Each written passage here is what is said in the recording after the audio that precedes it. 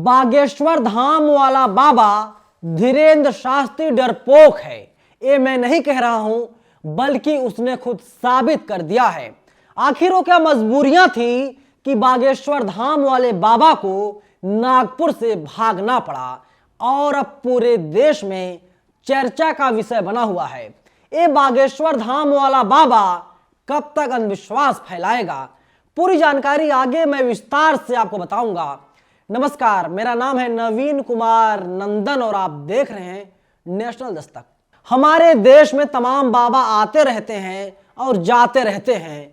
तमाम बाबा ऐसे हैं जो समय समय पर एक्सपोज होते रहते हैं और इस कड़ी में एक नए बाबा का नाम जुड़ गया है। इसका नाम है धीरेन्द्र शास्त्री, जो कहता है कि मुझमें बहुत शक्तियां हैं, जो कहता है जो मैं चाहूं वो हो जाए। नाम है धीरेन्द्र शास्त्री। आप इसकी तस्वीर को देखिए, अभी युवा है, नौजवान है, लेकिन कई केंद्रीय मंत्रियों के साथ ही कई गृह मंत्रियों को अपना शिष्य बना चुका है।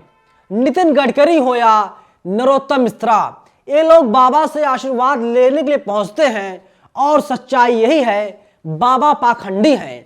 सवाल यहां पर यह भी खड़ा होता है, नितिन गडकरी नरों में सबसे उत्तम नरोत्तम मिश्रा जी क्या आशीर्वाद लेने के लिए बाबा धीरेन्द्र शास्त्री के पास जाते हैं या कोई और मकसद है? बाबा धीरेन्द्र शास्त्री तो दावा बहुत बड़ा बड़ा करता है, ये कहता है उसके पास अपार शक्ति है, लेकिन ये नागपुर गया हुआ था। नागपुर जैसे पहुंचा वहां पर राम कथा होनी थी, 13 तक राम कथा चलनी थी, लेकिन ये बाबा 11 तारीख को वहां से फरार हो गया।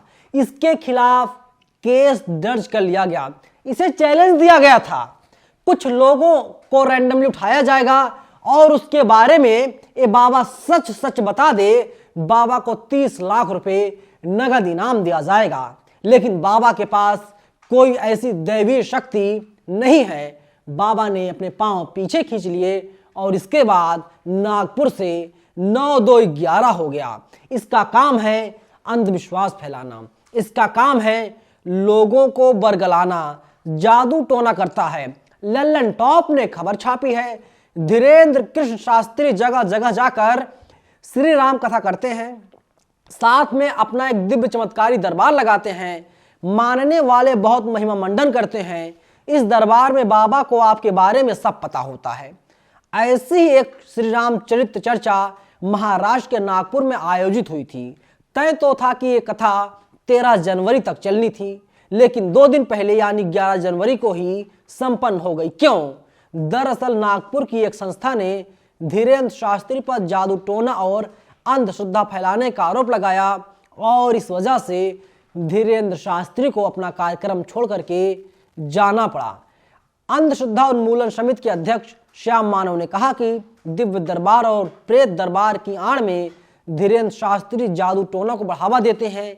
देव धर्म के नाम पर आम लोगों को लूटने, धोखाधड़ी और शोषण भी किया जा रहा है। समिति ने पुलिस से मांग की है धीरेन्द्र शास्त्री पर कार्रवाई हो। आगे लल्लन टॉप लिखता है, अंधश्रद्धा उन्मूलन समिति का कहना है कि उनकी तरफ से धीरेन्द्र शास्त्री को 30 लाख रुपए का चैलेंज दिया गया था। कहा कि वो उन लोगों के बीच दिव्य चमत्कारी दरबार लगाएं और अगर वो दावा करते हैं कि सबके बारे में सब जान लेते हैं तो सच बताएं। अगर वो उनके बारे में सच सच बता देंगे, उन्हें भेंट स्वरूप 30 लाख रुपए इनाम दिया जाएगा। लेकिन धीरेन्द्र ने चैलेंज स्वीकार नहीं किया और तो और 2 दिन पहले ही दिव्य चमत्कारी दरबार लगाए बिना नागपुर से चले गए। इस मुद्दे पर समिति धीरेन्द्र शास्त्री का जम करके विरोध कर रही है और अब बाबा का बयान सामने आया है। बाबा ने कहा है, बागेश्वर धाम का जो बाबा है धीरेन्द्र शास्त्री, उसका बयान आया, उसने कहा है कि हाथी चले बाजार, कुत्ते भौंके हजार। अरे धीरेन्द्र शास्त्री, पैर दबा के क्यों भाग गए? अगर तुम में वास्तव में दम था, तुम में वास्तव में दैवीय शक्ति है, दिव्य शक्ति है, तो तुम बता देते, क्यों डर गए? इसका मतलब है तुम डरपोक हो और जानते हो कि तुम्हें एक तरीके से शह दिया जा रहा है बीजेपी के द्वारा।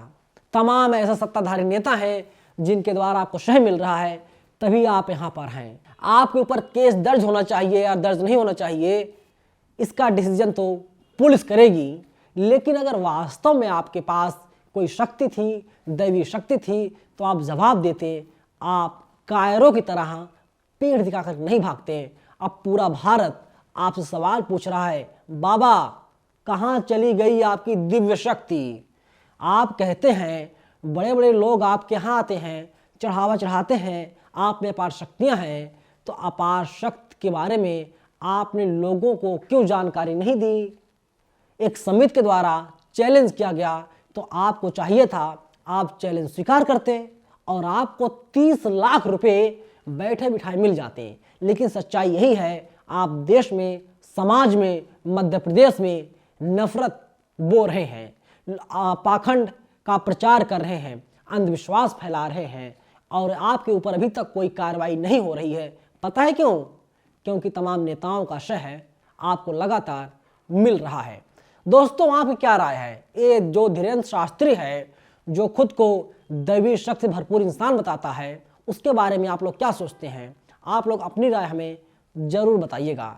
और अभी तक अगर आपने चैनल को सब्सक्राइब नहीं किया है, आप सब्सक्राइब कर लीजिए, क्योंकि ऐसी ही असली खबरें आपको सिर्फ यहीं पर मिलती हैं। कोई टीवी वाला, कोई अखबार वाला ऐसी खबरों को नहीं दिखाता। धन्यवाद। नेशनल दस्तक की आपसे गुजारिश है कि अगर इसको बचाना चाहते हैं तो नेशनल दस्तक को सब्सक्राइब करने के लिए रेड कलर के सब्सक्राइब बटन को दबाएं, फिर बेल आइकन की घंटी दबाएं। नेशनल दस्तक को बचाने के लिए बहुत जरूरी है कि हर खबर को शेयर करें, लाइक करें, कमेंट जरूर करें।